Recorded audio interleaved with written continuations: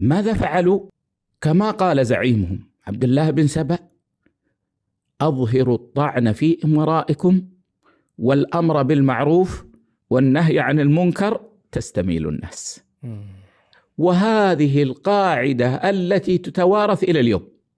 الطعن في الأمراء. إذا أردت أن تكسب الناس فتكلم في الحكام. سبحان الله. إذا أردت أن تكسب الناس فأظهر الغيرة على الدين.